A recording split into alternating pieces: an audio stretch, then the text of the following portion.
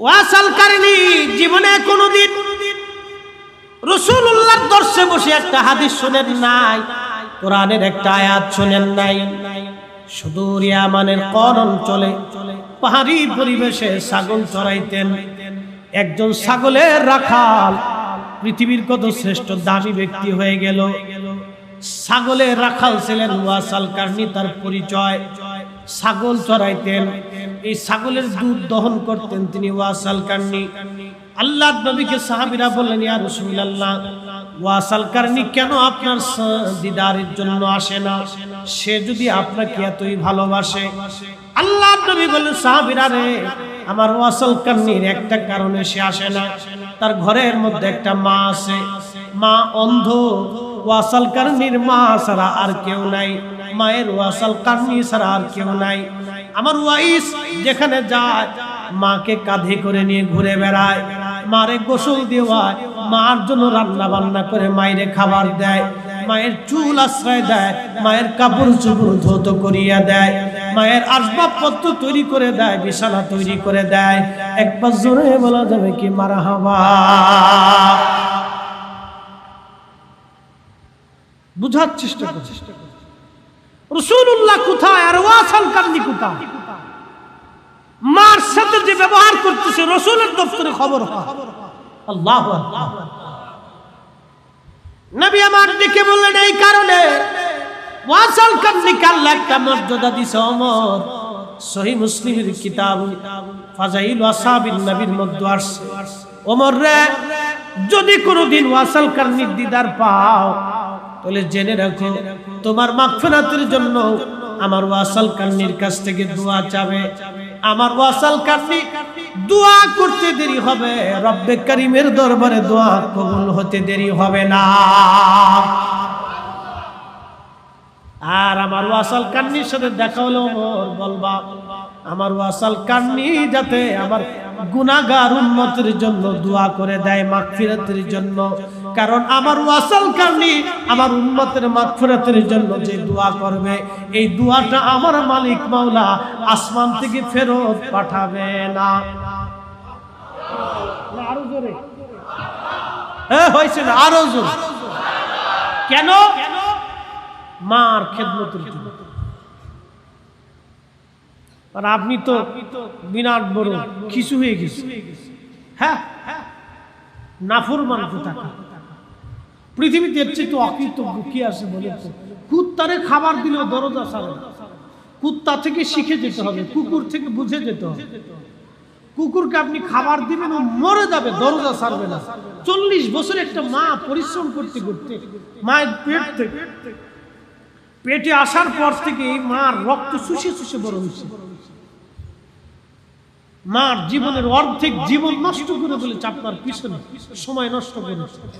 মায়ের জীবনের কত স্বপ্ন ছিল আপনাকে নিয়ে, আপনাকে নিয়ে একটা বাবার জীবনের কত স্বপ্ন ছিল, আপনাকে ঘিরে মায়ের জীবনের কত স্বপ্ন ছিল, কত স্বপ্ন মা আপনাকে কোলের মধ্যে নিয়ে দেখেছে। আমার ছেলে বড় হবে, আমার খুকা বড় হবে, আমার খুকা অমুক হবে তমুক হবে। সব স্বপ্নকে আজ ভেঙ্গে চুরে চুরমার করে দিয়ে মাকে ঘর থেকে বের করে দিয়েছেন। সব স্বপ্ন ভেঙ্গে চুরমার করে মাকে আজকে গালি দিচ্ছেন। কুত্তাও তের চাইতে ভালো, কুত্তাও তের চাইতে মানুষ হইলে কেন? ও কুকুর হইলে আরো ভালো, মানুষ হইলে কোন জানোয়ার হইলে আরো ভালো, মানুষ হইছে।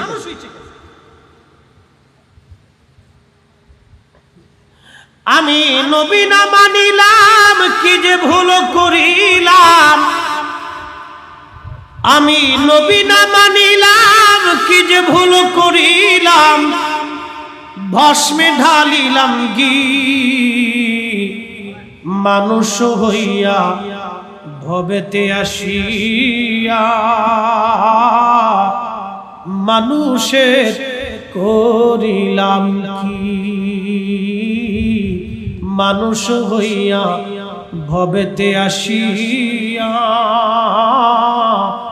মানুষের করিলাম কি। সালাতুন ইয়া রাসূলুল্লাহ।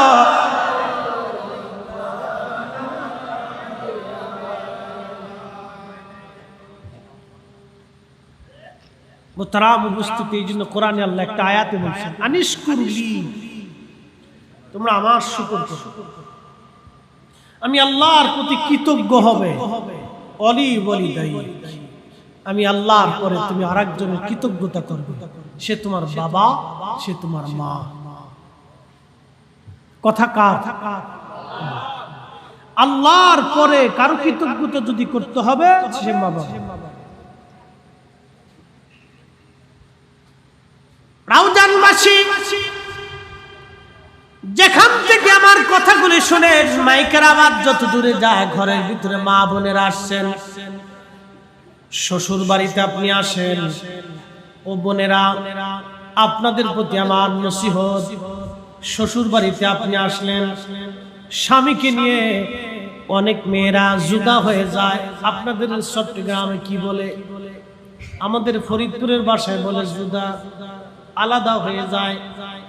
কিছুদিন বিয়ে হলো, 6 মাস 1 বছর, শ্বশুর শাশুড়ির সাথে বেমানান, মানে না, বনে না।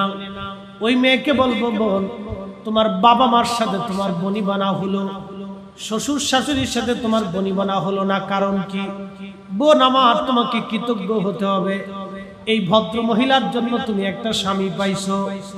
এই পুরুষ লোকটা 40টা বছর ধরে পরিশ্রম করে করে তোমাদের একটা সুন্দর ঘর উপহার দিয়েছে, তোমার একটা সুন্দর জীবন উপহার দিয়েছে। এই বৃদ্ধ মানুষটা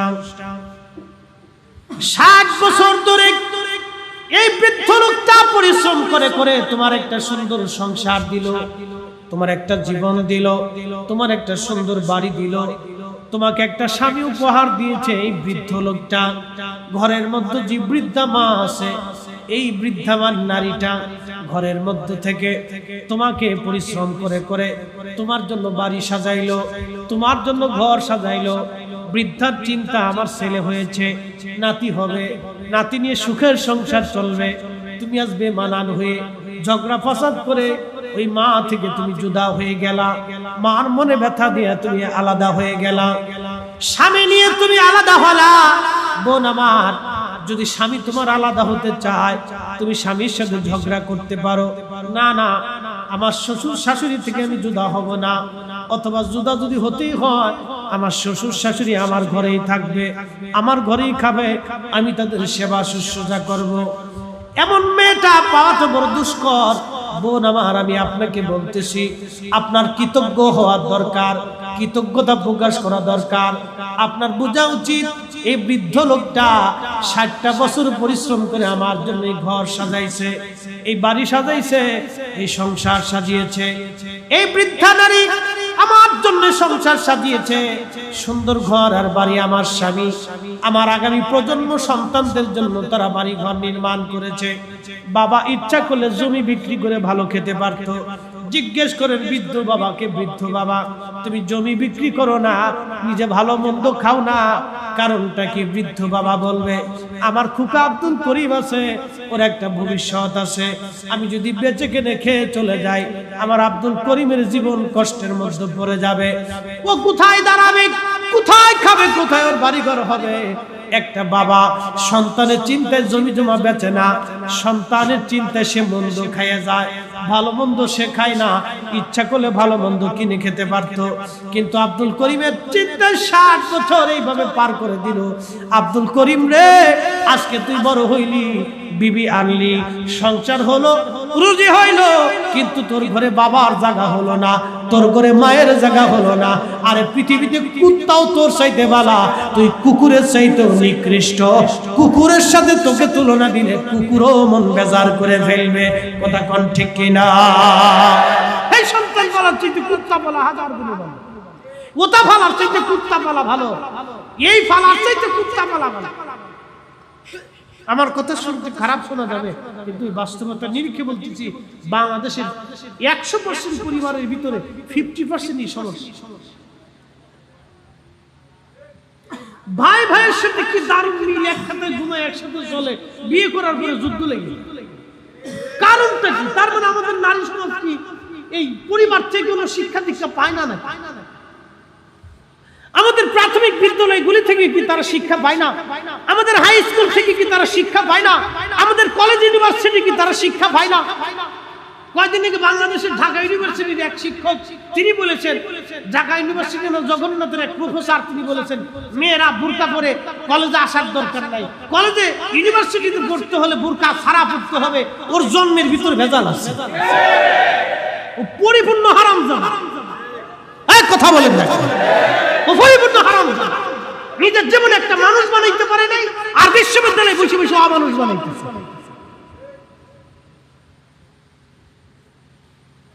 ইউনিভার্সিটি থেকে পড়ে এসে ছেলে কে শিখলো?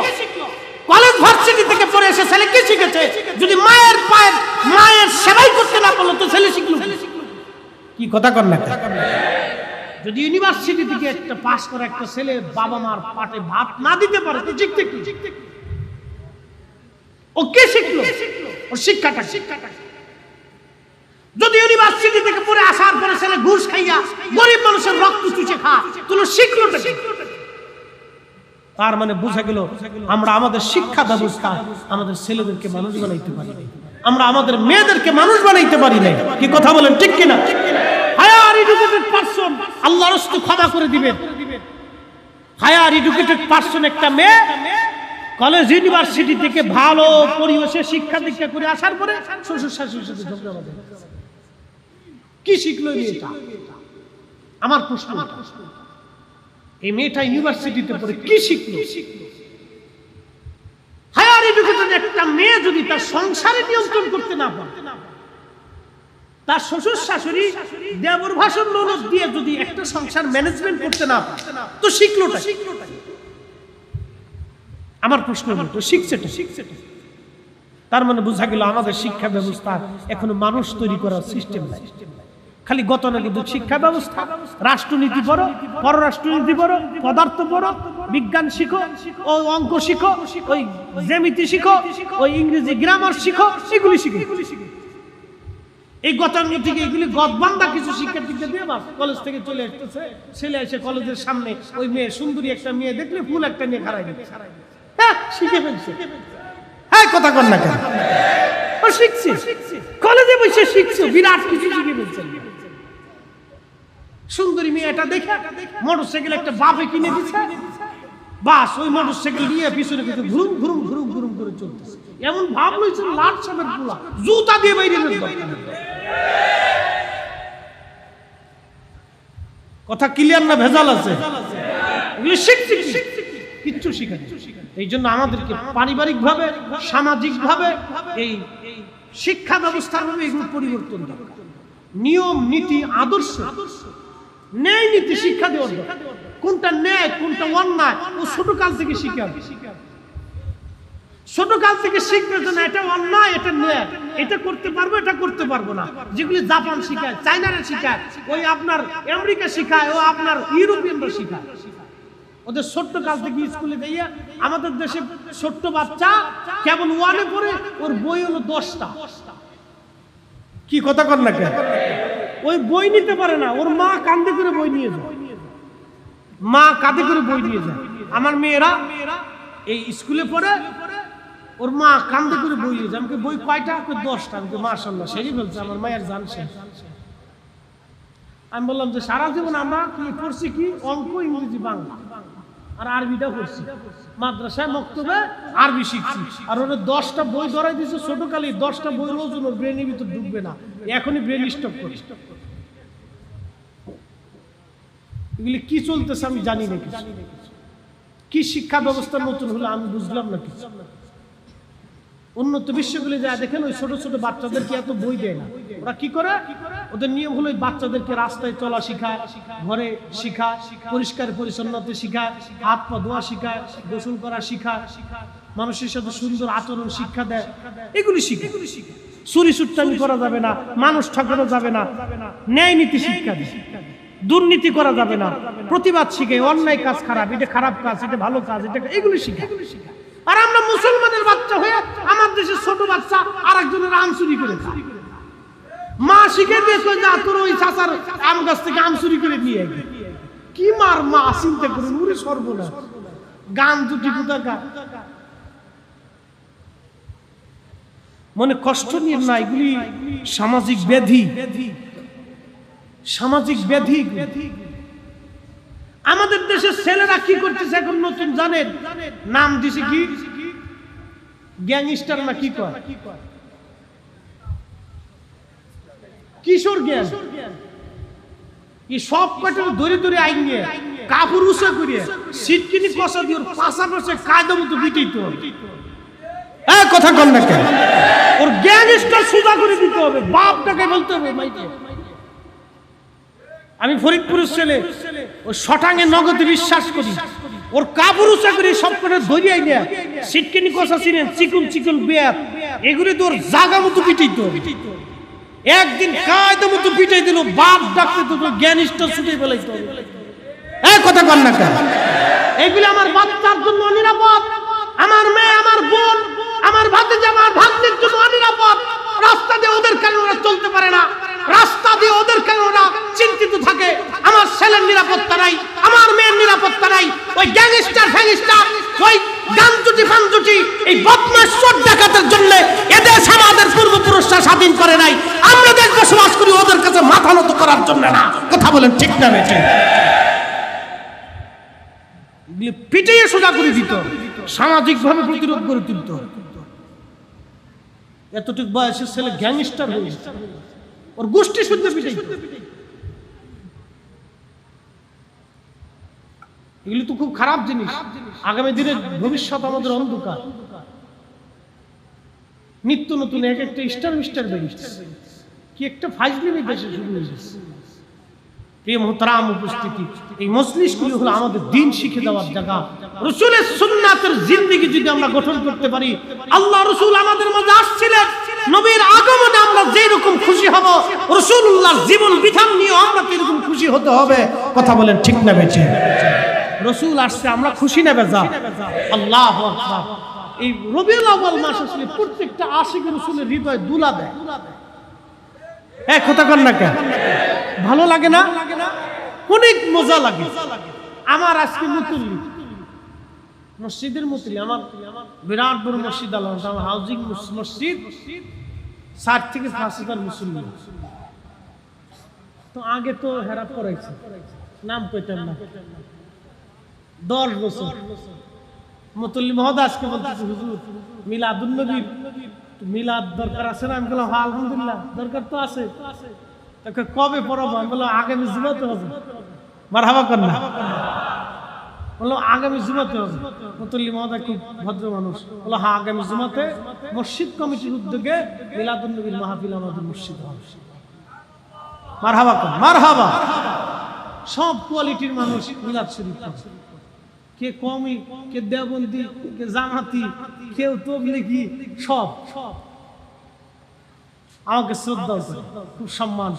আমি যখন কথা বলি তখন যুক্তিকতার সাথে যার ফেরত দিতে পারে না, খুব মহাব্বতের সাথে বলার চেষ্টা করে, যেই জন্য সব কথাগুলি তারা কবুল করে নেয়। আলহামদুলিল্লাহ, পরিবর্তন তো আসবেই। প্রত্যেকটা আমাদের দেশে আপনি দেখেন, এই 95% মুসলমানই কিন্তু সুন্নি। আপনি দেখেন সাধারণ, আপনি বাংলাদেশের যে কোনো শহরে, যে কোনো বন্দরে ইয়া নবী সালামু আলাইকা বলে দাঁড়াবেন, 95% মুসলমান দাঁড়ায়। কি কথা কন না কেন? বাংলাদেশের যে জেলাতেই দাঁড়াবেন 95% মুসলমান দাঁড়ায়। 5% আছে গাড়তেরা, এটা আজাদিনের ভাই, এটি খারাইতেছে না, খালি মুসলিম আর কতটি 95% মুসল্লি দাঁড়ায়। তার অর্থ কি? মুসল্লিরা এখনো জানে যে রাসূলুল্লাহকে সালাম দিলে দাঁড়ায় দেওয়াটাই উত্তম। কি কথা কোন ঠিক কিনা? এটা যাই না, কিন্তু বড় আফসোস হলো আমরা যারা সুন্নি উলামা ইকরাম আছি তাদের হৃদয় পর্যন্ত আমরা পৌঁছাইতে পারতেছি।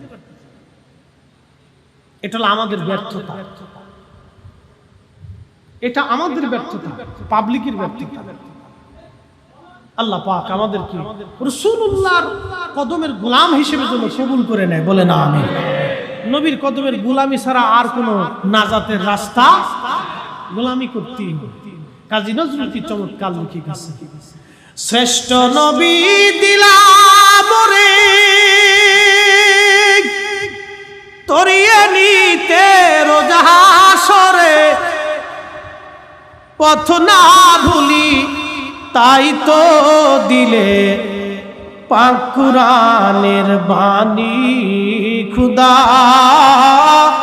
তোমার মেহেরবানি খুদা তোমার মেহেরবানি সুন্দর ফুল সুন্দর ফল মিঠা নদীর পানি খুদা তোমার মেহেরবানি খুদা তোমার মেহেরবানি তুমি কতই দিলে রতন ভাই বাড়াদার পুত্র স্বজন খুদা পেলে অন্ন যোগাও মানি চাই না মানি খুদা তোমার মেহেরবানি খুদা তোমার মেহেরবানি সুন্দর ফুল সুন্দর ফল মিঠা নদীর পানি খুদা প্রিয় জানবাসী পৃথিবীতে রাসূলুল্লাহ আসছে যেই দিন নবী দুনিয়াতে আসলেন সেই দিন বাঘ হরিণের কাছে গেছে হরিণ বাঘের কাছে আসছে দুইটা প্রাণী শত্রু সেই দিন শত্রুতা ভুলে গেল মনোযোগ দেন মোল্লা আলী কারি মাক্কি আল মাউলুদুর রাবি ফি মাউলিদিন নবী সাল্লাল্লাহু আলাইহি ওয়াসাল্লাম এই কিতাব 450 বছর আগে তিনি লিখেছেন তিনি মক্কা মদিনার ইমাম ছিলেন ইমামুল হারামাইন ওয়াশ শরীফাইন এত বড় মুহাদ্দিস ছিলেন ওই জামানায় ওনার সিগনেচার ছাড়া কেউ মুহাদ্দিসের খেতাব পেত না ওনার সিগনেচার ছাড়া মক্কা মদিনার থেকে কেউ সনদ আনতে পারত না এই বিশ্ববিখ্যাত ইমাম মিলাদুন নবীর পক্ষে ছিল আজকে যারা মিলাদুন নবী খুঁজে পায় না আমি বলবো সেটা আপনার চোখের দোষ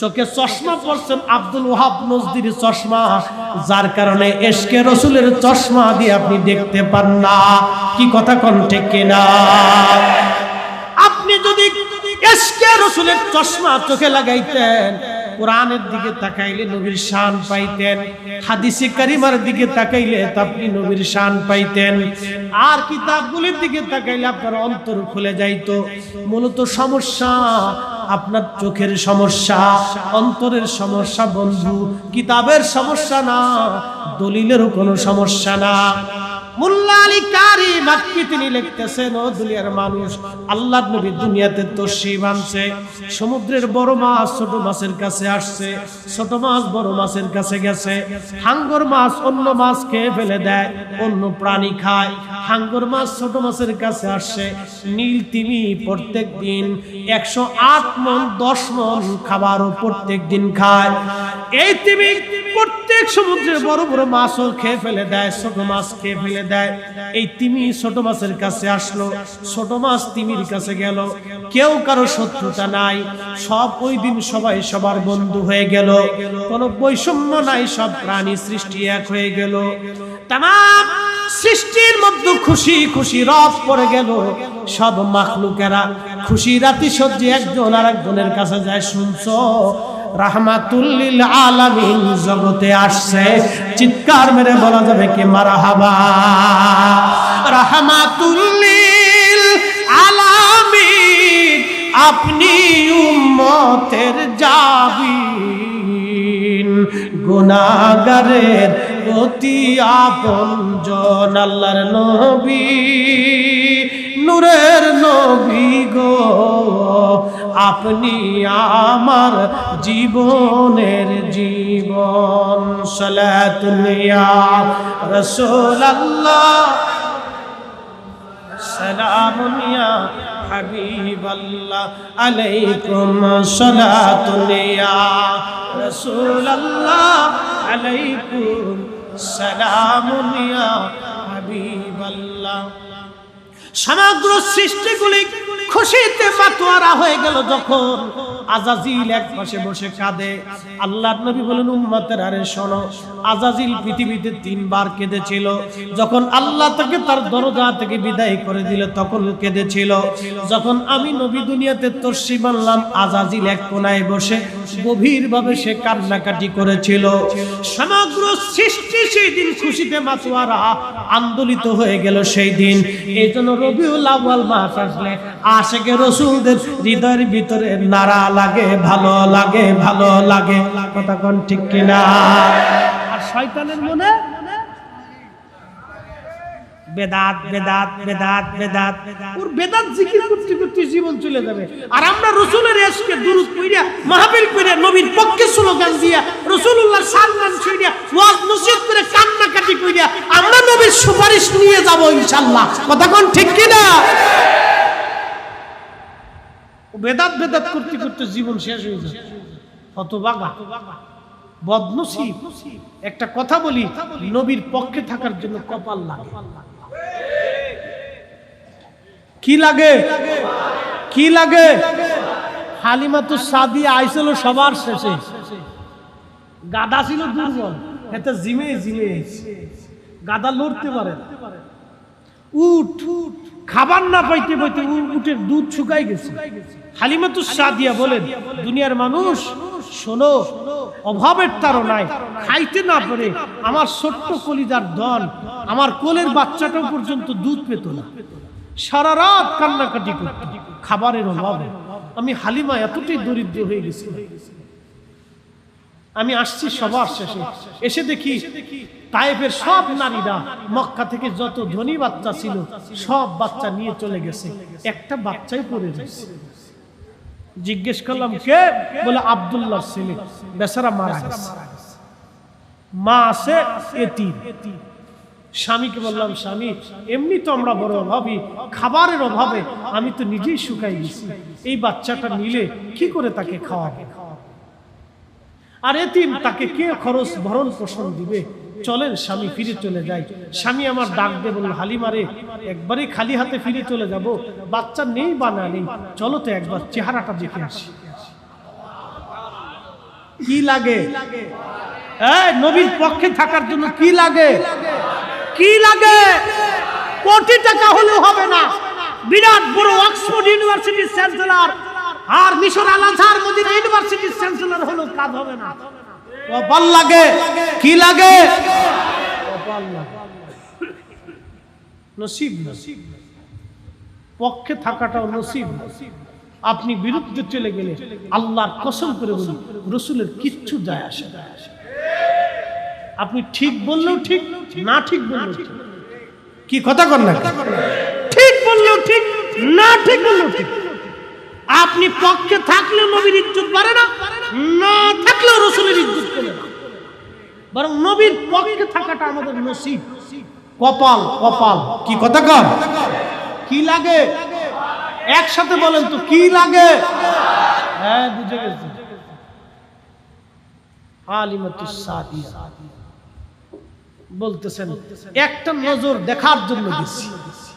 হাই হাই হাই, এত সুন্দর মানুষ হতে পারে আমি কল্পনাও করতে পারি।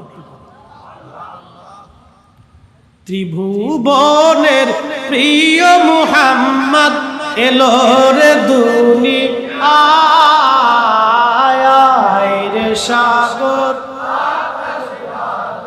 দেখবি যদিয়া, আয় রে সাগর আকাশ বাতাস ধুলির ধারা বেহেশতে আজ জয় করিল নীল রে লাজ, আজকে খুশির ঢল নেমেছে ধূসর সাহারায় রে সাগর আকাশ বাতাস দেখবি যদিয়া, আয় রে সাগর আকাশ।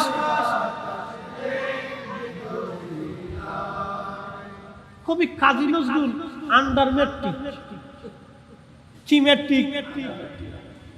Under matric. মানে ম্যাট্রিকের নিচে, নাম ছিল দুখু মিয়া। মার খুব অভাবের সংসারে, খাবার পেত না, দুঃখের সংসার। রুটির দোকানে কাজ নিয়েছিল পেটের দায়ে। হাই হাই, এ ছেলে বাংলাদেশের না পৃথিবীর এক নাম করা কবি হবে কে জানত। কোনদিন মাদ্রাসাতে তেমন আশা দেওয়া ছিল, কিন্তু রাসূল কারীমের পক্ষে ছন্দ দেখছেন তা। আমি যদি আরব হতাম, মদিনারি পথ, সেই পথ দিয়ে হেঁটে যাইতেন নূর নবী হযরত, নূর নবী হযরত। আল্লাহ কবির আখিরাতের মর্যাদা বুলন্দ করে দিন, বলে না আমি। কত শান রাসূলের লিখে গেছে, কত প্রশংসা গাথা সুন্দর সুন্দর ছন্দ দিয়ে লিখে গেছে।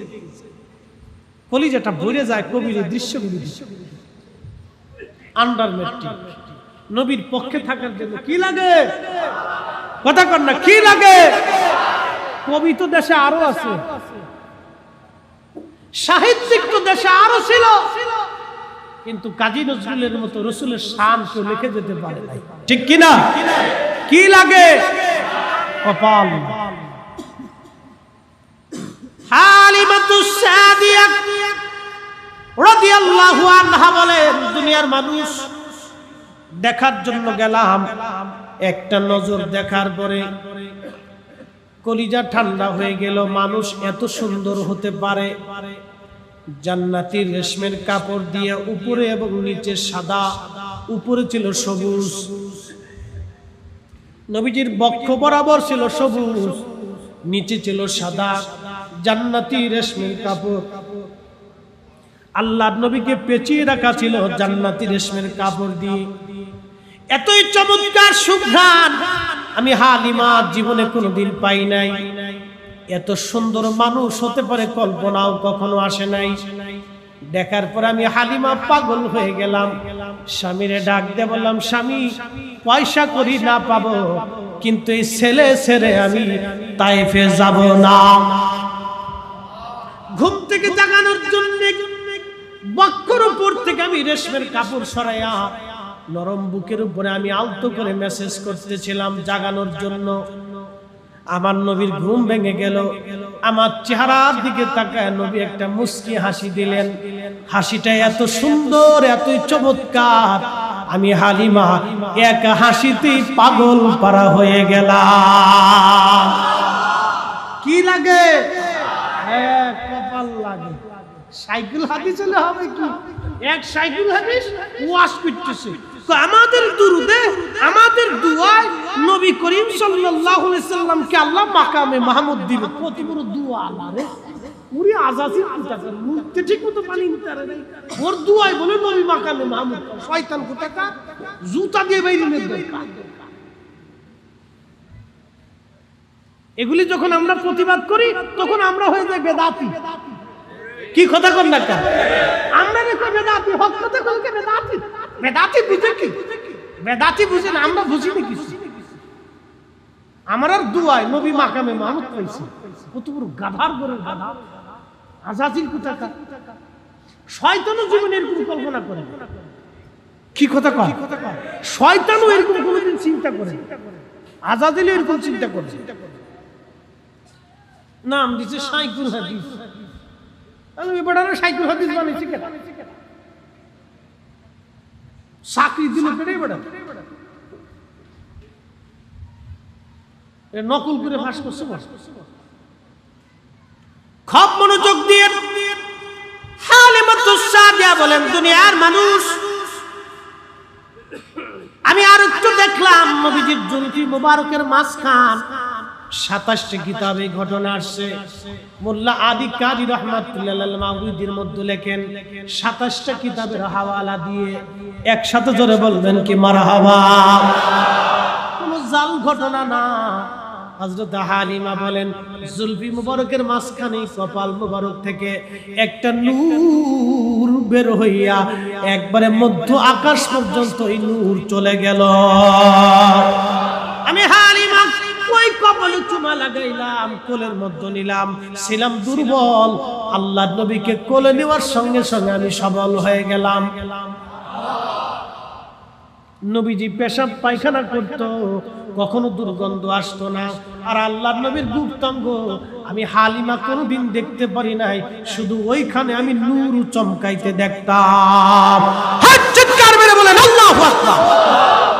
আমরা সেই নবীর উম্মত, ওই নবীর ইজ্জতের চাদর ধরে যে টানাটানি করবে, শানে রিসালাতকে যে খেলাপ করবে, ছোট করে দেখবে, মক্কা মদিনার ইমাম হলেও তাকে মানব না। হাত উঁচা করে বলেন ঠিক কিনা?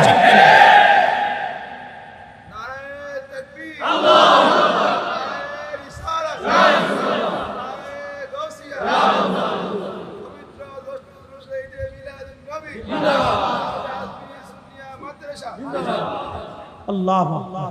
হালিমাতুস সাদিয়া রাদিয়াল্লাহু আনহা বলেন, পাগল পারা হল। সকালবেলা প্রিয় নবীকে নিয়ে রওনা দিব, গাধার পিঠে চড়ছি, হযরত আমেনা বাচ্চাকে কোলে করে আসছে। ডেকে বললেন, হালিমা তুমি কাকে নিয়ে যাচ্ছ জানো নি? তুমি এই সন্তানের শান সম্পর্কে জানো না হালিমা? আমি তোমাকে জানাচ্ছি, আমার এই ছেলে আখিরি নবী হবে। আমার এই ছেলে জগৎ জুড়ানো বিশ্ব বিখ্যাত নাম করা হবে। পৃথিবীর সৃষ্টির রন্ধে রন্ধে আমার এই সন্তানের নাম পৌঁছে যাবে। আমি ঘুমিয়ে থাকতাম, জানতাম না পেটে কোনো বাচ্চা আছে, কিন্তু ঘুমের ঘরে কে জানি বলে যাইতো, আমেনা ভাগ্যবতী, তোমার উদরে রাহমাতুল লিল আলামিন তশরিফ এনেছে। জোরে বলা যাবে সুবহানাল্লাহ। একদল আছে না, আসেনি একদল, এমন ভাব লইছে যে ও একাই বেহেশতে চলে যাবে, এত ভাব লইছে। ওর মৌলবীরা কি ওয়াজ করে জানেন? হযরত আমেনা আর আব্দুল্লাহ দুইজন কাফের ছিল, ওরা জাহান্নামে চলে যায়।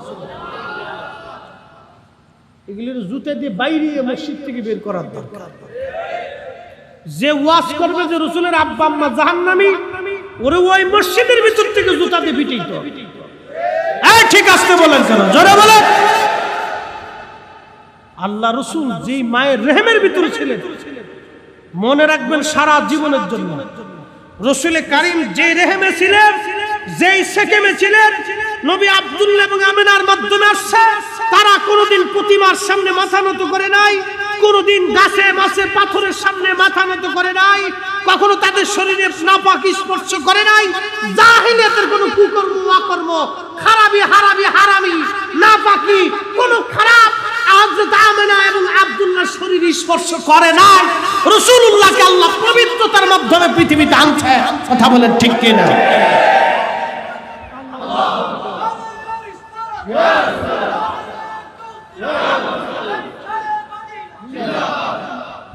মুহতারাম উপস্থিতি, এই কথাটা সারা জীবন মনে রাখবেন। ওই জামানায় আমেনা, হযরত আমেনার মতো তাইয়্যিবা তাহেরার কিছু, আল্লাহর হাবিবের আম্মার মতো তাহেরা তাইয়্যিবা জাহিলিয়াতের সময় কেউ ছিল না। হযরত আব্দুল্লাহর মতো তাইয়্যিবা এবং তাহির ওয়াদিতে কোনো পুরুষ ওই জামানায় ছিল না। আজাজিলের দালাল কোথাকার, মুসলমানের ঈমান চুরি করার জন্য করছে। কষ্ট হচ্ছে আপনাদের? এই হক কথা বললে আমরা হয়ে যাই বেদাতি। আমরা বলে মাজার পূজা, বেদাতি আমরা মাজার পূজা বলে। এই হক কথা, সুস্পষ্ট কথা যখন রাসূলুল্লাহর পক্ষে উচ্চ বাচ্চ দিয়ে কথা বলি, আমরা বেদাতি হয়ে যাচ্ছি। মুহতারাম উপস্থিতি, হযরত আমিনা বলতেছে, হালিমা তুমি জানো এই সন্তানের শান কত হবে? আমার মুহাম্মদ যখন পৃথিবীতে এসেছিল, তখন আমার ভিতর থেকে একটা নূর বের হয়ে কুসুরুস শাম, শামের রাজপ্রাসাদ পর্যন্ত আমি আমিনা স্পষ্টভাবে দেখেছিলাম। তুমি নিয়ে যাও, দেখে শুনে রাখবে।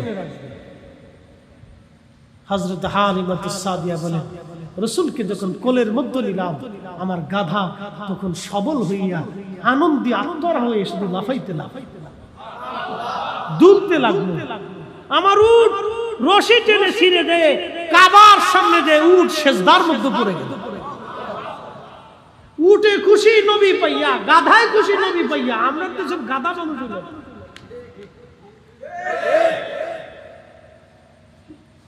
আমরা দেশের গাধা বুঝাইতাম না। চাবে না, দোয়া করবেন মা ভুল হয়ে গেছে, ক্ষমা করে দাও। দোয়া করবেন আল্লাহ আমি অপরাধ করছি, আমি ক্ষমা চাই, আমার ভুল হয়ে গেছে, আমি মাপ চাই। মায়ের কবরের পাশে দাঁড়ায় দাঁড়ায় কোরআন পড়বেন, দুরূদ শরীফ পড়ে পড়ে মার জন্য দোয়া করবেন। কবরের পাশে দাঁড়ায় দাঁড়ায় মার কাছে মাপ চাবেন। কারণ আপনি দেখেন না কিন্তু আপনার মা আপনাকে দেখে, আপনি শুনেন না কিন্তু আপনার মা আপনার কথা শুনে, আপনার দোয়া আপনার মা দেখে। আপনার মা বলে দেখো আমার খোকা আমার জিয়ারত করতে আসছে, যদি দয়া লেগে যায় মা ক্ষমা করে দিবে। আর মা যদি মাফ করে দেয় রে বন্ধু তোমার কপাল বেঁচে যাবে। আর মা যদি ক্ষমা না করে মক্কা মদিনার ইমাম হও না কেন, আমি ফরিদি মদিনার ইমাম হতে পারি, 40 বছর ইমামতি করতে পারি, 80 বছর কেন 40,000 বছর ইমামতি করলেও ক্ষমা হবে না যদি মা বাবা ক্ষমা না করে দেয়। কথা কোন ঠিক কিনা? ওই মা মহিষ, সমস্ত মহিষের দল চলে গেল দল ছেড়ে। ওই বাচ্চাটাকে বাঁচানোর জন্য একটা মা মহিষ বাঘের সাথে মারামারি করলো। দীর্ঘক্ষণ মারামারি করতে করতে নিজের বাচ্চা বাঁচাইতে যাইয়া শেষ পর্যন্ত মা বাঘের কাছে ধরাশায়ী হয়ে যায়। মা নিজের জীবন বিলীন করে দেয় বাচ্চাটাকে বাঁচানোর জন্য। সবাই পালায় চলে যায় কিন্তু মা মহিষটা পালায় চলে যায় না। যুবক রে, এখান থেকে মা চিনে যাও, বাবা চিনে যাও। বাবা মা কলিজার ভিতর থেকে সন্তানকে ভালোবাসে। ওই মহিষের কলিজার ভিতরে যিনি ভালোবাসা দিলেন তিনি হলো আল্লাহ। তাহলে একটা মায়ের কলিজার ভিতরে আল্লাহ আরো ভালোবাসা দিয়েছে। আল্লাহর নবী বললেন মা তোমাকে যেইভাবে ভালোবাসে ও আমার বান্দা তার চাইতে 99 গুণ বেশি ভালোবাসা আল্লাহ পাক দিয়ে থাকে। বান্দা যখন গুনাহ করে আল্লাহর দরবারে দুহাত ভরে ক্ষমা চায়, রব্বানা যালামনা আনফুসানা ওয়া ইল্লাম তাগফির লানা ওয়া তারহামনা লানাকুনান্না মিনাল খাসিরিন। বান্দা ক্ষমা চাইতে দেরি হয়, আল্লাহ বান্দাকে রহমতের কোলে টান দিয়া বান্দার জীবনের গুনাহগুলি আল্লাহ মাফ করে দেয়। আজকে আযাজিল উঠে পড়ে লাগছে দোয়া বন্ধ করে দেওয়ার জন্য। আজকে যারা দোয়া বন্ধ করতে চায় বেদাতের ফতোয়া দিয়ে যারা আজকে আপনার দোয়া কাইরে নিছে, আজকে যারা দোয়া চুরি করছে, তারাবির নামাজ চুরি করছে, বেতনের নামাজ চুরি করছে, আজকে আপনার ফাতিহা চুরি করলো, ইসালে সওয়াব চুরি করে ফেললো, আজকে আপনার দোয়া খায়ের যারা চুরি করতেছে ওরাই হলো এই জমানার আযাজিলের দালাল। কষ্ট পাইলে কিচ্ছু করার নেই, হক কথা তিতেই লাগে, কিচ্ছু করার নেই। আল্লাহ নবী ডাক দিলেন, সাহাবীরা মিওয়ালিদিহি ওয়া ওয়ালাদিহি, তোমার পিতা মাতা সন্তান সন্ততিকে তুমি যেইভাবে ভালোবাসো কলিজা দিয়া, ওর চাইতে বেশি পরিমাণে আমি নবীকে ভালোবাসতে হবে। যদি বাসতে পারো তাহলে ঈমানদার। সুবহানাল্লাহ কইলেন না? সন্তানকে মানুষ কি দিয়ে ভালোবাসে? কলিজা দিয়ে। নবী বলতেছেন তুমি যে সন্তানকে কলিজার ভিতর থেকে ভালোবাসো ওর চাইতে বেশি পরিমাণে আমাকে ভালোবাসলেই ঈমানের স্বাদ পাবা, নতুবা ঈমানের স্বাদ পাবা না। এজন্য মিলাদুন নবীর মাস আসলে সুন্নিদের অন্তরে দোলা লাগে, মজা লাগে, আনন্দ লাগে, উৎফুল্ল হইতে থাকে। কথা বলেন ঠিক কি না? ভালোবাসার জন্য। কিসের জন্য? ভালোবাসা। কি লাগে? কপাল আর কথা বাড়ানো। মোহতারাম, বুঝে যাওয়াটা বুদ্ধিমানের কাজ। যে মাটির উপরে বসা, আগামী দিন এটা নিচে ঘর। কালকে কি খাবেন এর জন্য আপনি খুব পেরেশান, কিন্তু কবরে কি জবাব দিবেন এটার জন্য পেরেশানি নেই। বুঝে যান, বুঝে যান। কালকে কি খাবেন, কি বাজার করবেন এই জন্য পেরেশান, কিন্তু আগামী দিন যে আপনার কবর হবে এই জন্য কারো পেরেশানি। আগামী দিন কবরে 3টা প্রশ্ন হবে, এই জন্য কারো পেরেশানি নয়। এই পেরেশানি আগে করতে হবে যে আল্লাহ আগামী দিন কবরে কি প্রশ্নের জবাব আমি দিব, আমি কি তৈরি আছি প্রশ্নের জবাব দেওয়ার জন্য, আমি কি প্রস্তুত আছি, এই চিন্তা অন্তরে আসতে হবে। যদি আসতে পারে তো বান্দার গুনার কাজ করবে, যদি আসে তো বান্দা আল্লাহর কুদরতি কদরে মাথা নত হয়ে যাবে। আগামীকাল কি খাবেন, পরশুদিন কি খাবেন, 6 মাসের খাবার কি খাবেন, পরে কি খাবেন, ছেলের কি হবে, মেয়ের কি হবে, নানান চিন্তা পেরেশান হয়ে গেলেন। কিন্তু আগামী দিন কবরে ঘর হবে, 3টা প্রশ্ন হবে, এই চিন্তাও আপনার মগজে কখন আসলো? এই চিন্তাটা আগে আনতে হবে, এই চিন্তাটা আপনাকে আমাকে আগে করতে হবে বন্ধু। অতএব এই চিন্তা, এই ফিকির যেন আমাদের অন্তরে থাকে, তাহলে আমরা বুদ্ধিমান। একদিন মাটির ভিতরে হবে ঘর রে মন আমার, কেন বন্ধ দালান ঘর, মন আমার কেন বন্ধ দালান ঘর।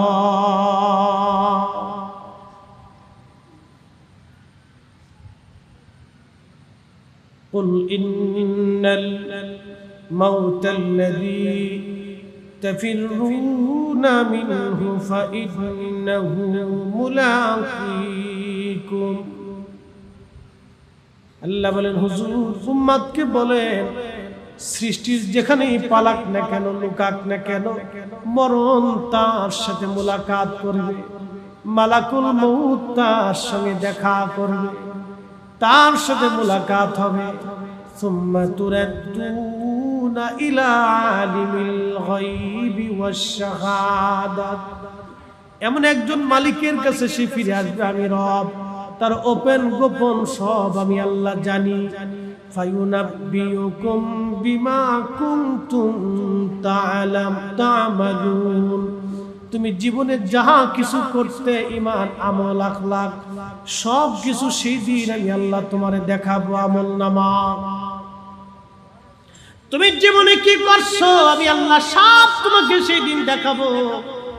রাউজানবাসী আজকে আগামী দিন কি খাবেন এই চিন্তায় বড় পেরেশান, কিন্তু কখনো চিন্তা করলেন না আগামীকাল কবরে কি জবাব আপনি দিবেন।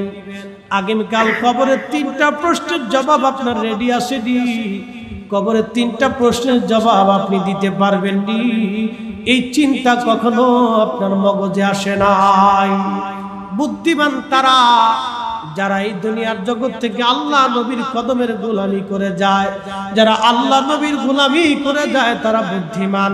আল্লাহ কোরআনে বলে দিলেন মাইয়ুতির রাসূল ফাকাদ আতা আল্লাহ, আমার বান্দা আমার নবীর ইত্তেবা হলেই আমি আল্লাহর ইত্তেবা হয়ে যায়, আমার নবী খুশি হলে আমি আল্লাহ খুশি হয়ে যাই, আমার নবীর দল করলে আমি আল্লাহর দল হয়, আমার নবীর পক্ষ নিলে আমি আল্লাহর পক্ষ নেওয়া হয়, আমার নবীকে তাজিম করলে আমি আল্লাহর তাজিম করা হয়, আমার নবীকে ভালোবাসলে আমি আল্লাহকে ভালোবাসা হয়ে যায়, আমার নবীর ইজ্জতের পক্ষে থাকলে আমি আল্লাহর ইজ্জতের পক্ষ হয়ে যাই, আমার নবীর উপর ঈমান আনলে আমি আল্লাহর উপর ঈমান আনা হয়, আমার নবী মানলে আমি আল্লাহ মানা হয়ে যায়। কি কথা বলেন ঠিক কিনা?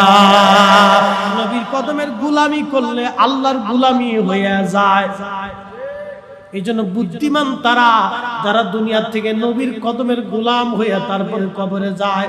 আল্লাহর নবীর কদমের গোলামি করে যারা কবরে গেছে 70 বছর, 300 বছর, 500 বছর, 700 বছর, 1400 বছর, 1450 বছর ধরে কবরের মাটির নিচে তারা পড়ে আছে। মাটি ধরে না, পোকায় খায় না, পানিতে ধরে না, শরীর পচে না, কাপড়ের রং ধরে না, রং পচে না। একবার জোরে বলে দেবে কি সুবহানাল্লাহ। বুঝে যাওয়াটা জরুরি। কবরে আগামীকাল ভোর হবে। দুনিয়ার চিন্তায় পেরেশান, কিন্তু কবরের চিন্তায় কেউ পেরেশান। এই জন্য আল্লাহ রাসূল বলেছেন উম্মত প্রত্যেক দিন 20 বার মৃত্যুর কথা যদি স্মরণ করতে পারো তো আল্লাহ তোমার শহীদি মর্যাদা দান করবে। 20 বার 20 বার কেউ যদি মরণের চিন্তা করে তো এই লোক কখনো খারাপ কাজ করবে না। কথা ঠিক কিনা? আল্লাহর একটা চরম চমৎকার ফয়সালা। ফান্তাশিরু ফিল আরদ, নামাজ শেষ করছো জমিনে ছড়াই পড়ো, ফাযকুরুল্লাহ, জিকির করো আল্লাহ। নামাজ শেষ করছো জমিনে ছড়াই পড়ো, রিজিক তালাশ করো, ব্যবসা করো, বাণিজ্য করো, চাকরি করো, বাকরি করো, গাড়ি চালাও, দুনিয়াদারি করো, কৃষি কাজ করো, যার যার পবিত্র হালাল কাজ তুমি করতে থাকো, কিন্তু এর ভিতরে আমি আল্লাহ স্মরণ করো। যে ব্যক্তি কাজে কর্মে আল্লাহকে স্মরণ করে, সে দোকানদার কখনো মালে ভেজাল দেয় না, সে কাস্টমার দোকান ঠকায় না, দোকানদার কাস্টমারে ঠকায় না, চাকরিজীবী মালিক ঠকায় না, এ বন্ধু এই গাড়িওয়ালা যাত্রী ঠকায় না, যাত্রী গাড়িওয়ালারে ঠকায় না, দুনিয়াদারি কাজ কর্মে কৃষক মালিকরে ঠকায় না, মালিক কৃষকরে ঠকায় না, দিন মজুর মালিকরে ঠকায় না, মালিক দিন মজুরে ঠকায় না। যারা কাজে কর্মে আল্লাহকে স্মরণ করে, আল্লাহ জিকির করে, এই জন্য আল্লাহ বলছেন কাজ করো, ফান্তাশিরু ফিল আরদ ওয়াযকুরুল্লাহ, আমি আল্লাহ জিকির করো কাসীরা, অত্যধিক পরিমাণে। একসাথে বলা যাবে না মারহাবা? ফেরেশতারা ডেকে বলল, রাব এমন জাতিকে দুনিয়ার মধ্যে পাঠাবেন তারা মারামারি করবে, কাটাকাটি করবে, আমরা তো ইবাদত করি। আল্লাহ ডাক দিলেন, ও ফেরেশতারা রে, তোমরা আমার এই বান্দা সৃষ্টি করতে নিষেধ করছিলাম, আজ তাকে দেখো আমার বান্দারা এই মাহফিলের মধ্যে বসে আছে, ওরা জিকিরের মজলিসে জান্নাতের বাগানে বসে আছে, নামাজে আসছে, রোজাতে আসছে, নামাজের কাতারে বসে গেছে।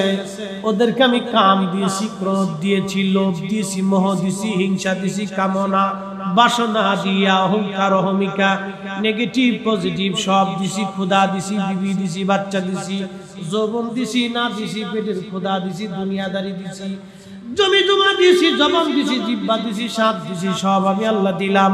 পজিটিভও দিলাম, নেগেটিভ দিলাম। আমার বান্দার আজান পড়ছে, দুনিয়ার সব কাজকে লাথি মেরে ফেলে দিয়ে আমার বান্দা নামাজের কাতারে দাঁড়াইছে। আজকের মাহফিল হচ্ছে উলামায়ে কেরাম বয়ানে বসছে, আমার বান্দারা দুনিয়ার সব কিছু ফালাই দিয়া জান্নাতের বাগানে বসছে। তোমরাই বলছিলে এই খলিফা দুনিয়াতে না পাঠানোর জন্য। ফেরেশতারা তোদেরকে কাম ক্রোধ লোভ হিংসা মোহ কামনা বাসনা কিছুই দেই নাই, তোমাদেরকে পজিটিভ দিছি, তার কারণে তোমরা ইবাদত করো। আর আমার বান্দারে নেগেটিভ দিলাম, আমার বান্দা সব কিছু লাথি মেরে সব ফেলাই দিয়া জান্নাতের বাগানে আমার বান্দা বসে গেছে। ফেরেশতারা তোরা সাক্ষী থাক, ওরা আমার মেহমান, আমি আল্লাহ আমার বান্দাদের জীবনের গুনাহ মাফ করে দিলাম। মাহফিলে যারা আইছেন লাভ না লস? সময় কি খারাপ গেল? বিরাট লাভবান হয়েছে। যারা চিন্তা করতেছে বাড়ি বসে ওয়াজ শুনতেছে, ওরা খুব লস করে ফেলাইছে। এগুলি বলো আন্তর্জাতিক বলো, হে চিন্তা করছে আমি বিরাট ওয়াজ শুনে ফেলছি, কাজ হয় নাই ভাই। ঘরে বসে ওয়াজ শুনলে তো যদি কাজই হইতো, তাহলে ওই সাহাবাইরা ঘরের মধ্যে বসে রাসূলুল্লাহর কথা শুনে তারা চলে যাইতো, মসজিদে নববীতে আইসা বইসা রাসূলের সামনে থেকে দিন শিখতো না। অতএব ঘরের মধ্যে বসে থেকে আল্লাহি বিল্লাহি তাল্লাহি 4 পয়সা লাভ হবে না। যদি লাভ পাইতে হয় জান্নাতের বাগানে আপনাকে আসতে হবে। কথা কোন ঠিক কিনা? আর একটা হাদিস শুনাই, ইমাম নাসাই তার সুনানের ভিতরে চমৎকার করে বিশুদ্ধ সনদে একখানা হাদিস লেখেন। নবীজির সাহাবী ছিলেন আবু সাঈদ খুদরি, তিনি বলেন আমি হযরত আমির মুয়াবিয়া রাদিয়াল্লাহু আনহু থেকে শুনছি, তিনি বর্ণনা করেছেন ইন্না রাসূলুল্লাহি সাল্লাল্লাহু আলাইহি সাল্লাম খারাজা আলা হালকাতিন ইয়ানি মিনা সাহাবিহি, আমি এবং আমার নবীজি দুইজন এক সময় আমরা বের হলাম। এমন সময় আমরা যাওয়ার সময় দেখলাম আমার একদল নবীর সাহাবীরা হালকায় করতে বসেছে, হালকায় করতে বসেছে। হালকা আরবিতে বলে হালকা, হালকা মানে মাহফিল, হালকা মানে কি? মাহফিল, বৈঠক, জলসা। খারাজা আলা হালকাতিন ইয়ানি মিন সাহাবিহি, সাহাবায়ে কিরামের এক জামাত সাহাবী বসে হালকা করতেছে। হালকা আরবিতে বলে হালকা। সাহাবীরা বসে হালকা করে জিজ্ঞেস করলেন ক্বালা মা জালাসনাকুম, ও আমার সাহাবীরা তোমরা এখানে কি করো? ক্বালা, সাহাবীরা জবাব দিল নাদউল্লাহি, আমরা আল্লাহকে ডাকতেছি, ওয়া নাহমাদুহু, আল্লাহর গুণকীর্তন প্রশংসা করতেছি, আলা মা হাদানা লিদীনিহি, আল্লাহ এই আমাদেরকে হেদায়েত দিয়েছেন, দিন দিয়েছেন, কোরআন দিয়েছেন। আমরা আগে পথভ্রষ্ট ছিলাম, গোমরা ছিলাম, আমরা নামাজ চিনতাম না, তাওহীদ বুঝতাম না, জীবন্ত মানুষ জবাই করতাম, দিনের বেলায় আমরা মানুষ জেনা করতাম, কাবার চারপাশে নারীদেরকে উলঙ্গ করে আমরা তাওয়াফ করাইতাম, নারীদের 4 পয়সা মূল্য ছিল না, জীবন্ত কন্যা সন্তান আমরা হত্যা করতাম, জীবন্ত কন্যাদেরকে মাটির মধ্যে আমরা কবর দিতাম। এক সাহাবী নবীর সামনে এসে বলেন, ইয়া রাসূলুল্লাহ, আমি আমার 8টা কন্যা সন্তানকে জীবন্ত কবর দিয়েছি। কল্পনা করতে পারবে কত কঠিন হৃদয়ের মানুষ তারা ছিল। 8টা কন্যা সন্তানকে নিজ হাতে কবর দিয়েছে, জীবন্ত কবর দিয়েছে, জীবন্ত কবর। আল্লাহ নবী ডেকে বললেন, সাহাবী, 8টা সন্তান তুমি কবর দিলা, তোমার মনে কি মায়া লাগে নাই কোন সন্তান কবর দেওয়ার সময়? সাহাবী এই মুহূর্তে কেঁদে ফেলেছে, হুজুর 8টা সন্তান কবর আমি দিলাম, জীবন্ত মেয়ে সন্তান। নবী গো, কোন বেলায় আমার মনে কষ্ট লাগে নাই, কিন্তু শেষ সন্তানটাকে যখন কবর দিচ্ছিলাম আমার মনে বিরাট বড় মায়া লাগছিল। হুজুর, আমি তাকে নিয়ে গেলাম মরুভূমির মধ্যে কবর দেওয়ার জন্য। যখন নিয়ে গেছি, মাটি খনন করতেছিলাম, আমার ছোট্ট মেয়েটি আমার সঙ্গে মাটি খুঁজতেছিল।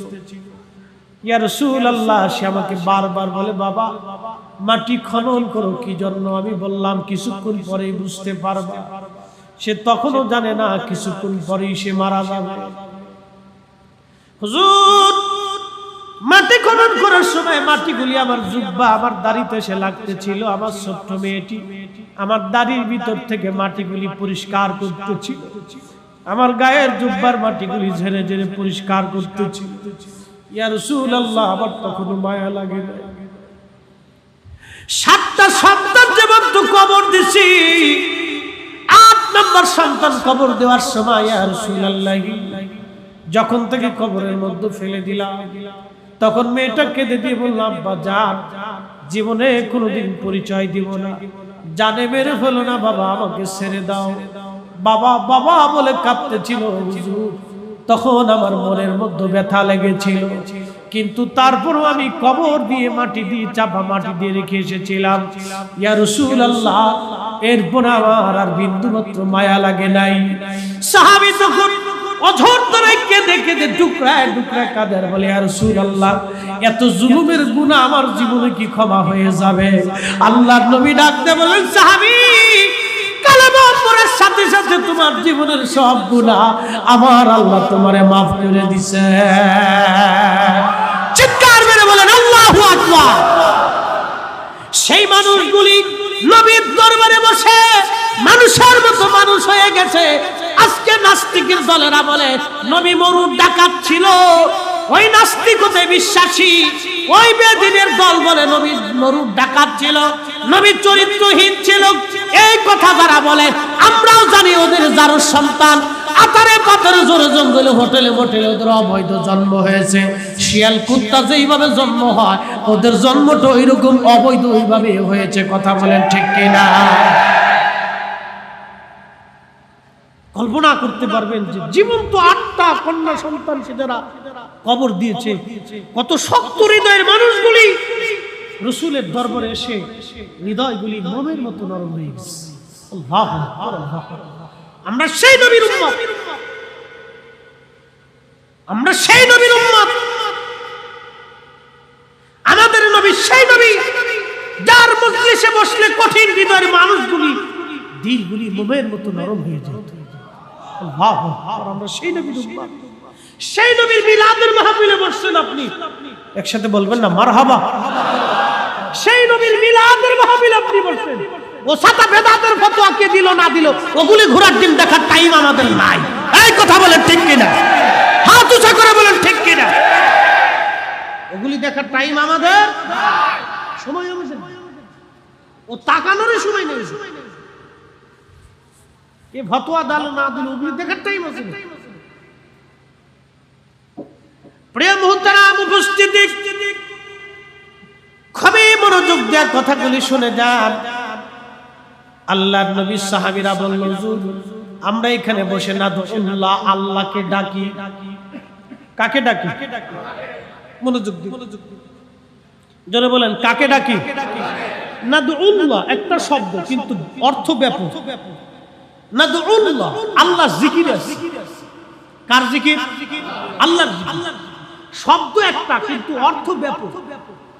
কোরআন শরীফ তেলাওয়াত করলে স্মরণ হয় কার? মাহফিলে বসলে স্মরণ হয় কার? আল্লাহ আল্লাহ আল্লাহ আল্লাহ। জিকিরে স্মরণ হয় কার? মুনাজাতে যখন দলবদ্ধভাবে একজন দোয়া করে বাকিরা আমিন আমিন বলে স্মরণ হয় কার? তো এই মুনাজাতকে যারা আজকে বেদাত বলে সমাজ থেকে উঠানোর বুদ্ধি করছে, এরাই হলো অরিজিনাল আজাজিলের দালাল। কোন সন্দেহ? সন্দেহ? যদি টুপিওয়ালা হয় তাও মানা যাবে, যদি দাড়িওয়ালা হয় মানা যাবে, সৌদি আরব থেকে আসলেও, মদিনা থেকে আসলেও, বাইতুল্লাহ থেকে আসলেও, বাইতুল আকসা থেকে আসলেও, আজহার বিশ্ববিদ্যালয় থেকে আসলেও, মদিনা ভার্সিটি থেকে আসলেও, মক্কা ইউনিভার্সিটি থেকে আসলেও, দেওবন্দ থেকে পড়ে আসলেও, বাইতুল মুকাররমের খতিব হলেও এক কথাই শেষ। কতক্ষণ মানা যাবে? মানা যাবে? কত কিছু বোঝার দরকার নেই। সাহাবায়ে কেরাম দলবদ্ধভাবে বসে হালকা করতেছে। হালকা করে কি করে? নাদুল্লাহ বলতেছে আমরা আল্লাহর জিকির আছে। ওয়া নাহমাদুহু আল্লাহর গুণকীর্তন, প্রশংসা, কৃতজ্ঞতায় আছে। মারহাবা বলে। তো নবীজি জিজ্ঞেস করলেন তোমরা বসছো কেন? বলে দুই কারণে, দুই কাজ করতেছি। কেন? আলামা হাদানা লিদীনিহি, এর জন্যই মাহফিল করতেছি যে আল্লাহ আমাদেরকে হেদায়েত দিয়েছেন, দ্বীন দিয়েছেন, কোরআন দিয়েছেন। আল্লাহ আমাদের ঈমানের দৌলতে দৌলতওয়ালা বানাইছেন। মারহাবা কর। এরপরে সাহাবায়ে কেরাম আরেকটা শব্দ বলেছেন, ওয়া মান্না আলাইনা বিকা, আপনি নবীকে আমাদের মাঝে আল্লাহ নিয়ামত হিসেবে পাঠাইছে। এই হাসতে হয়ে গেল না আরো জোরে? সাহাবায়ে কেরাম কি চমৎকার বলতেছে, ওয়া মান্না আলাইনা বিকা, আপনি নবীকে আমাদের মাঝে আল্লাহ নিয়ামত হিসেবে পাঠিয়েছে। ওই নিয়ামত পাইয়া, ঈমান দৌলত পাইয়া। এখন আপনাদেরকে প্রশ্ন করি, হেদায়েত যদি নবী না আসতো সাহাবীরা হেদায়েত পাইতো? হেদায়েত এবং দ্বীন কোরআন আসছে নবীর কারণে। মারহাবা কর। কার কারণে? জোরে কোন না, কার কারণে?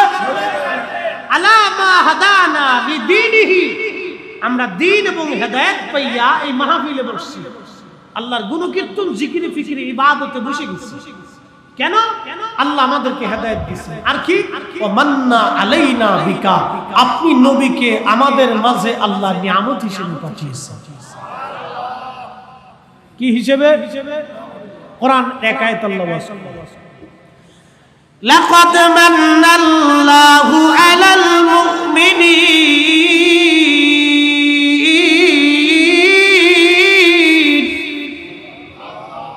কোরআনে আল্লাহ তার জবানে বলতেছে আমার এই নবী মুমিনদের জন্য নিয়ামত। কাদের জন্য?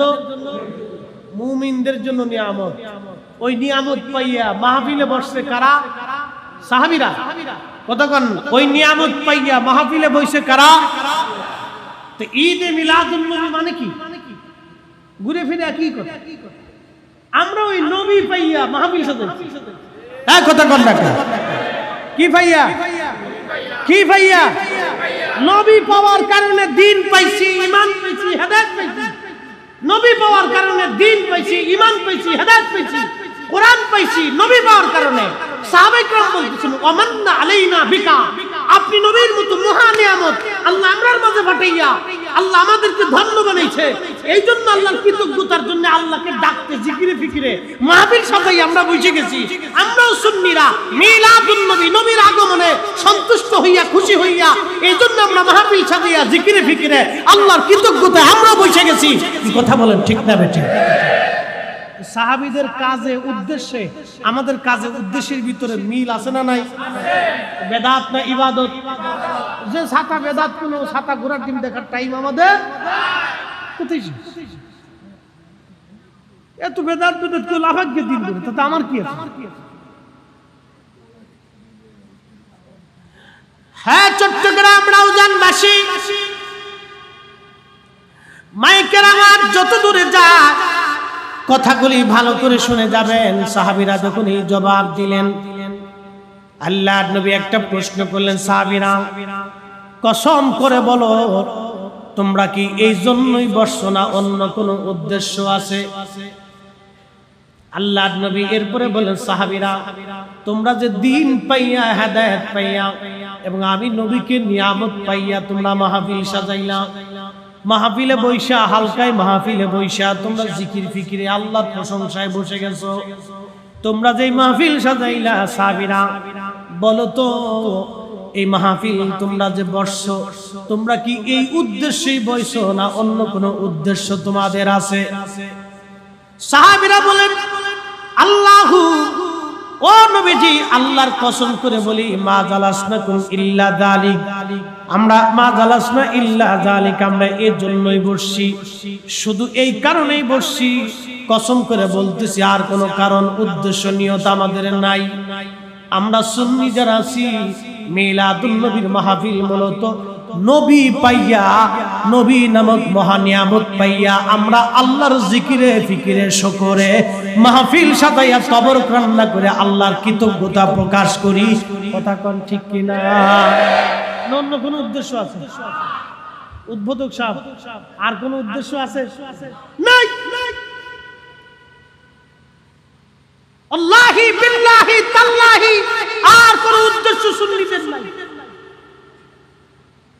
সুন্নিদের উদ্দেশ্য একটাই, 1450 বছর আগে সাহাবীরা যে উদ্দেশ্যে হালকায় মাহফিল করেছে সুন্নিরাই ওই উদ্দেশ্যে হালকায় মাহফিল করে। এই কথা বলেন না কেন? জোরে বলেন। 1450 বছর আগে সাহাবীরা যে উদ্দেশ্যে হালকায় মাহফিল করছে 1450 বছর পরে সুন্নিরা ওই নবী পাইয়াই আল্লাহর মহান নিয়ামত পাইয়া আমরা শুকরগুজার করার জন্য জিকিরে ফিকিরে ইবাদতে দুআয় আল্লাহর প্রশংসা আমরা বসে গেছি। কথা বল ঠিক কিনা? সাদা মৌলবী খালি বেদাত বেদাত কি চিল্লাইতেছে, তার বেদাতের প্রতি আমরা কি আসে যাই? মনোযোগ দিয়ে নবীজি জিজ্ঞেস করতেছেন, তোমরা কসম করো এই উদ্দেশ্য ছাড়া আর কি কোন উদ্দেশ্য আছে? সাহাবায়ে কেরাম বললেন, না ইয়া রাসূলুল্লাহ, আল্লাহর কসম করে বলি আমরা আর কোন উদ্দেশ্য নাই। আমরা হালকায় মাহফিলটা কায়েম করছি শুধুমাত্র দ্বীন ও হেদায়েত এবং আপনি নবী নামক মহা নিয়ামত আল্লাহ আমরার মাঝে দিয়েছে, এজন্য আল্লাহর গুণ কীর্তনে কৃতজ্ঞতা প্রশংসা আল্লাহর জিকিরে ফিকিরে আমরা বসে গেছি। মারহাবা আল্লাহু আকবার। সুনানুন নাসাই হাদিস একবারে বিশুদ্ধ হাদিস। আল্লাহর নবী বললেন, সাহাবীরা তোমরা মনে করছো আমি তোমাদেরকে অবিশ্বাস করতেছি। সাহাবীরা মূলত না, আমি তোমাদেরকে অবিশ্বাস করি নাই। সাহাবীরা রে, আমি তোমাদেরকে অবিশ্বাস করি নাই। ফাআতানি জিবরিল আলাইহিস সালাম, ইন্নামা আতানি জিবরিল আলাইহিস সালাম, নিশ্চয় জিবরাইল আলাইহিস সালাম আমার কাছে আসছে, আসার পরে আখবারনি আমাকে খবর দিয়ে গেল তোমাদের এই মজলিসখানা দেখে আমার আল্লাহ, আমার মালিক, আমার মাওলা ইউবাহিমুকুমুল মালায়েকা, সব ফেরেশতাদের সামনে তোমাদের এই মাহফিলখানা দেখে, তোমাদের এই মজলিসখানা দেখে আমার মালিক আমার আল্লাহ জিবরাইলকে পাঠায় দিয়েছে। আমার কাছে জিবরাইল খবর দিয়ে গেল তোমাদের এই মাহফিলখানা দেখার পরে আমার আল্লাহ সব ফেরেশতাদের সামনে আল্লাহ তোমাদেরকে নিয়ে অহংকার করতেছে, গর্ব করতেছে। একবার চিৎকার মেরে বলা যাবে কি আল্লাহু আকবার? আরো জোরে কোন আল্লাহু আকবার। এই অ্যাটেনশন আমার দিকে তাকাবে, আদার অন্য দিকে তাকানোর সুযোগ নাই। ইম্পর্টেন্ট হাদিস, খুব গুরুত্বপূর্ণ। ও মোল্লা খালি বেদাতি তালাশ করে বেড়াচ্ছে। ও চোখে চশমা পড়ছে কালা, তো দুনিয়া কি ধলা দেখবে? চশমা পড়ছে লাল, তো দুনিয়া লালই দেখে। ও চশমা পড়ছে বেদাতের চশমার জন্য, দুনিয়া খালি বেদাত দেখে। ও বেদাতের চশমা লাগিয়েছে, দুনিয়া খালি বেদাত দেখে। যেদিকে তাকায় খালি মনে করে ওরটাই ঠিক আর বাকি সব বেদাত। ও মনে করে ওরটাই ঠিক আর বাকি সব বেদাত। খালি একটাই কথা, নবীর জমানায় ছিল না। মানে ও বুঝাইতে চায় যে ঈদে মিলাদুন নবী সাল্লাল্লাহু আলাইহি ওয়াসাল্লাম এই ব্যানারে এই মাহফিলে এই পদ্ধতিতে নবীর জমানায় ছিল না। আরে নবীর জমানায় ওই পদ্ধতি ওই সিস্টেমে তাবলীগে সিল্লে মিললে নবীর জমানায় ছিল না।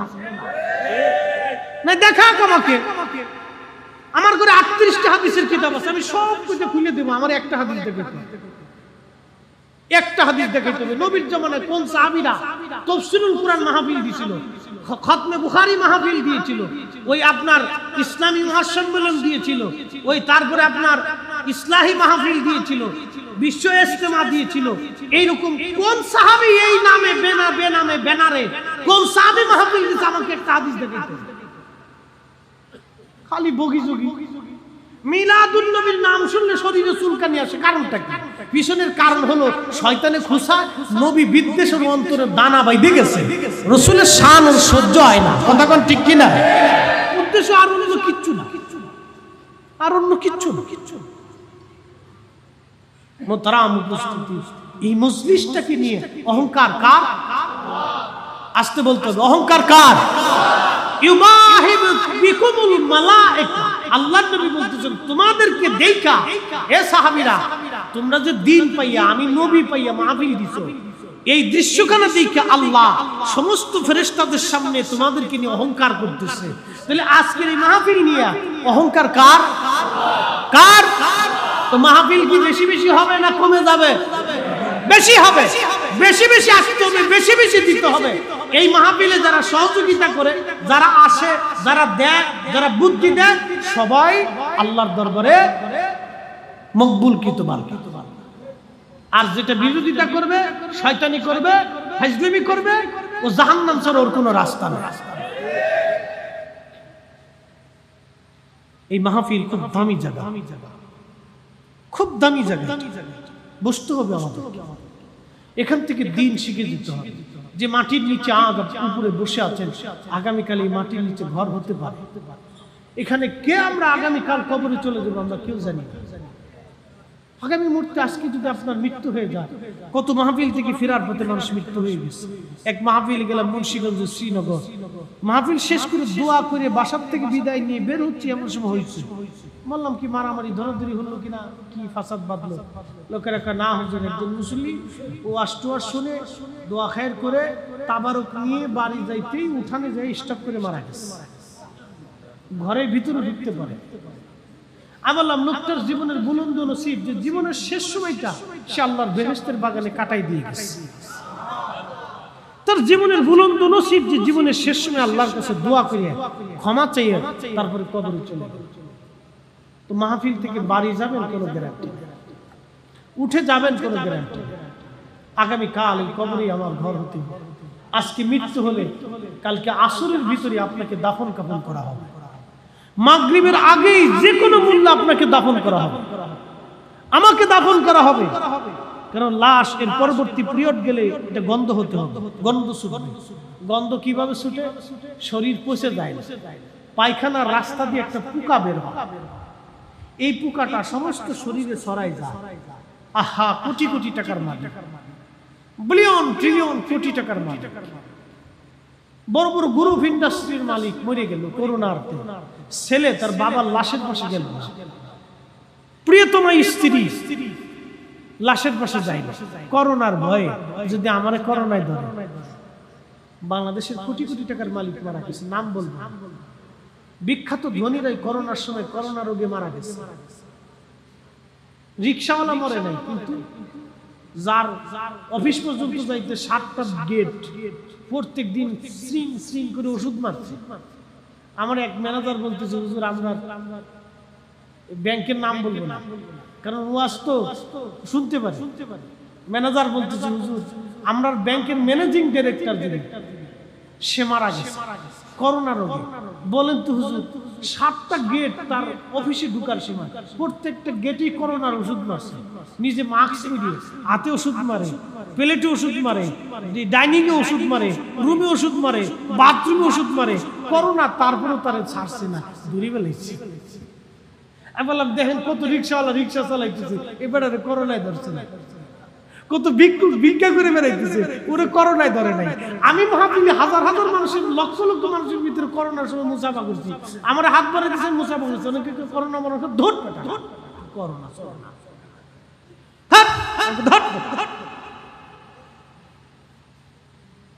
মুসাফা রাসূলুল্লাহ সাল্লাল্লাহু আমি করোনা দিকে করতাম, দললে আল্লাহ এমনি ধরাই না, ধরলে ওই মুসাফাতে করোনায় তো না।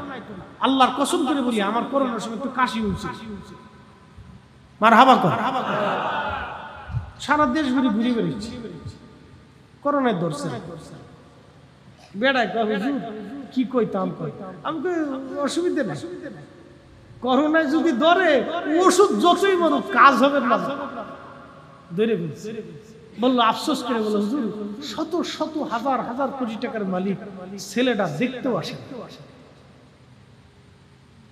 আমি বললাম এটাই বাস্তবতা, সারা জীবন অর্থের পিছনে দৌড়াইছে, শেষ পর্যন্ত সন্তানটাও কাজে লাগলো না। আল্লাহর কসম করে বলি ওই হায়াত দেনেওয়ালার কসম, মৃত্যু দেনেওয়ালার কসম, জমিন দেনেওয়ালার কসম, এই অক্সিজেন দেনেওয়ালার কসম, যিনি এক সময় এক মুহূর্তে কোটি কোটি মাখলুককে একসাথে একভাবে চালাচ্ছেন, সে আল্লাহর কসম করে বলি দুনিয়ার ভিতর থেকে দুইটা জিনিস আপনাকে নিতেই হবে। এক নম্বরে আকাইদা আহলে সুন্নাত ওয়াল জামাত, দুই নম্বরে এই আমল। দুইটা আমল না নিয়ে যদি দুইটা নিয়ামত না নিয়ে কবরে যান তাহলে আপনার জন্য মহা ভুল হবে। ছেলে সন্তান স্ত্রী পুত্র পরিজন আপনার চার পয়সা কাজে লাগবে না। আল্লাহ কোরআনে একায়াতে এইভাবে ওয়াজ করতেছে, ইন্নাল্লাযীনা আমানু ওয়া আমিলুস সালিহাতি উলাইকা হুম খায়রুল বারিয়া।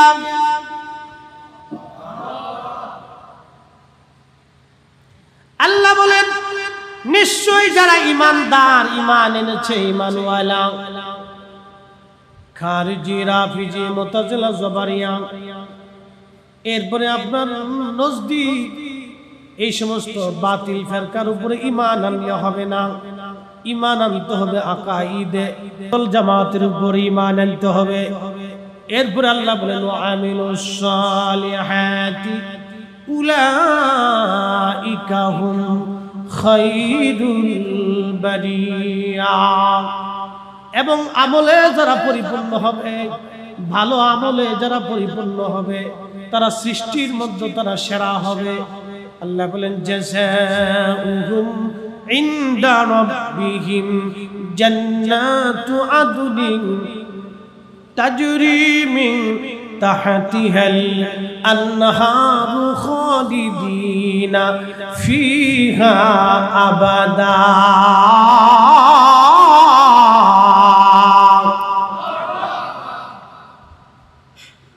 আমি আল্লাহ তাদের জন্য একটা পুরস্কার রাখছি, জান্নাত, যার নিচ দিয়ে নদী প্রবাহিত হবে, একটা শরবতের নহর, আর একটা দুধের নহর হবে, আর একটা মধুর নহর, আর একটা হবে আপনার পানির নহর।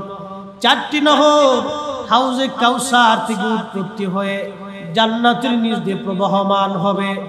এত সুন্দর যার বর্ণনা করে কোনোদিন শেষ করা যাবে না। কোনো চোখ কোনোদিন অনুমান করে নাই, দেখে নাই, কোনো হৃদয় কোনোদিন অনুমান করতে পারে নাই এত সুন্দর হবে। জান্নাতের নদী, জান্নাতের পাহাড় এত সুন্দর হবে, কোনো চোখ অনুমান করতে পারে নাই, কোনো চোখ দেখতে পারে নাই, কোনো হৃদয় তা অনুমান করতে পারে নাই, অনুধাবন করতে পারে নাই, এত সুন্দর হবে। শুধু জান্নাতের রমণীদের কথা বলে দিয়ে যায়। আল্লাহর নবী জান্নাতের হুরুদের প্রশংসা করতে যায়, নবী বলেছেন জান্নাতি হুরেরা এত সুন্দর হবে তাদের থুতু যদি দুনিয়ার মধ্যে পড়তো তাহলে সারা পৃথিবী সুগন্ধময় হয়ে যাইত। আস্তে হয়ে গেল না, আর একটু জোরে হবে। জান্নাতের দাম কত? ঘোড়া দাবড়ায় না, চাবুক আছে না, এই চাবুক কি অনেক বড়? ছোট্ট একটা চাবুক, সাথে রশি, একটা ছোট্ট লাঠি। জান্নাতের এই চাবুকের এত দাম, সমস্ত পৃথিবী বিক্রি করলেও যে অর্থ হবে জান্নাতের একটা চাবুকের সমান হবে। আসতে হবে না জোরে হবে? সবার শেষে যে জান্নাতে যাবে আল্লাহ তার 10টা দুনিয়ার সমান একটা জান্নাত দিবে। হ্যাঁ, তো দুই কি পাগলের মতোই যাবে, কোনো তাল খুঁজে পাইব না। সবার শেষে জান্নাতে যাবে, বুঝতে পারছেন? জাহান্নামের ভিতরে যে পুরাইয়া জ্বালাইয়া লাইতে সবরাইয়া ফিডিয়া সামরা সুমড়ে উল্টে পাল্টাইয়া মাইরে দইয়ে লক্ষ কোটি কোটি বছর পরে নবীজির সুপারিশে পরে জান্নাতে যান। সবার শেষে এই জান্নাতে যাওয়ার পরে প্রথম গেটে যাওয়ার পরে বুঝবে বিরাট একটা জমিন আল্লাহ তাআলা দিবেন, 70,000 বছরের রাস্তা। দেখে পাগল হয়ে যাবে, আমার আল্লাহ লাগতো না। পরে আর এক দরজায় ঢুকাবে, হেতে দেখার পরে আল্লাহ আরো লাগবে। এরপরে আল্লাহ বলে যে তোমার আর লাগবে না, বলে না আল্লাহ আরো লাগবে। এরপরে আল্লাহ আরো এক বড় আরেকটা দেখাবে, এর ডাবল। হেতে দেখার পরে পাগল হয়ে যাবে, আর এক দরজা নেওয়ার পরে দেখে আবার পাগল হয়ে যাবে, আল্লাহ এটা লাগবে। আল্লাহকে তোমার পরে আর লাগতো না। পরে আল্লাহ নিজে হাসি দিয়ে বলবে, বান্দা যা, তোর 10 দুনিয়ার সমান একটা জান্নাত দিয়ে দিল। আল্লাহ মানে কিপটিয়া, অভাব টভাব আছে আল্লাহ। আল্লাহ রাব্বুল আলামিন তার রাসূল ডেকে বললেন, ওই হুর, দুনিয়ার মধ্যে একটা বার যদি থুতু নিক্ষেপ করত, দুনিয়ার সারা পৃথিবী সুগন্ধময় হয়ে যাইত। হুরের থুতু যদি এত সুন্দর হয় তাহলে হুরটা কত সুন্দর হবে। আল্লাহ রাব্বুল আলামিন এই নিয়ামত আল্লাহ জান্নাতের ভিতরে বান্দাকে দিয়ে দিবে। 10টা দুনিয়ার সমান একটা জান্নাত বান্দাকে আল্লাহ পাক সর্বনিম্নতম দিবে। তাহলে এবার চিন্তা করেন তো, কত বিরাট বড় জান্নাত আল্লাহ বানাইলেন। শুধুমাত্র এই মানব জাতির জন্য, আমাদের জন্য আল্লাহ বানাইছেন। জাযাউহুম ইনদা রাব্বিহিম জান্নাতু আদনিন তাজরি মিন তাহতিহাল আনহার। কতদিন এই জান্নাতের মধ্যে তারা থাকবে? আল্লাহ বললেন, খালিদিনা ফিহা আবাদা, চিরদিন চিরস্থায়ীভাবে তারা এই জান্নাতের মধ্যে থাকবে, জান্নাতের ভিতরে ঢুকবে, আর কোনোদিন তারা বের হবে না। একবার জোরে বলা যাবে কি মারহাবা? সালাতুন ইয়া রাসূলুল্লাহ,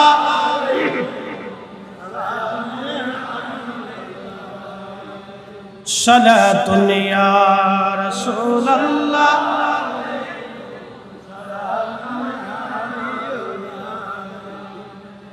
খবর লও ইয়া রাসূলুল্লাহ, খবর লও মেরে মাওলা মেরে আকা, খবর লও সালাতুন ইয়া